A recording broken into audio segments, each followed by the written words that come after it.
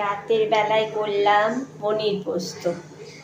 হ্যাঁ, এটা একটু আগেই করেছিলাম। এই যে গরম গরম ভাত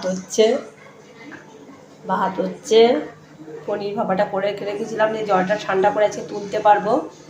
দেখো, আমুলের যেটা পনির 200 গ্রামের, সেই পনিরটা দেখায় যাচ্ছে।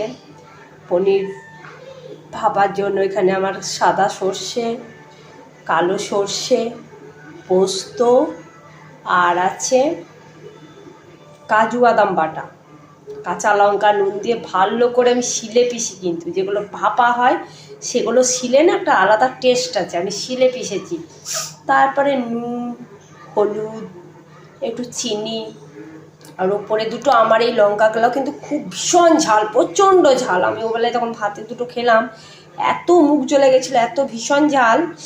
দুটো লঙ্কা দিয়েছি ঝালের জন্য, একটা পাকা একটা কাঁচা, মানে সবুজ, একটা লাল কালার একটা সবুজ কালারে। হ্যাঁ, দিয়ে ওটা একসঙ্গে মিশিয়ে নিয়ে তেল দিয়ে বসিয়ে দিয়েছিলাম এই যে স্ট্যান্ড, জল দিয়ে। কিন্তু বেশি জল দিলে হবে না, যাতে টিফিন বক্সে না ঢুকে যায়। দেখো, এই আমার ঢাকনা পুরো 200 গ্রামে আছে, কোনো ইয়ে নেই। সমপরিমাণ ঠিক মতো জলটা দিতে যাবে, জল যাবে ভিতরে না ঢুকে যায়। কত সুন্দর হয়েছে না ভাপা পনির, দারুণ লাগবে গরম ভাতে। আর এরপরে হবে মুচমুচে আলু ভাজা, জমে যাবে রাতের ডিনারটা একেবারে।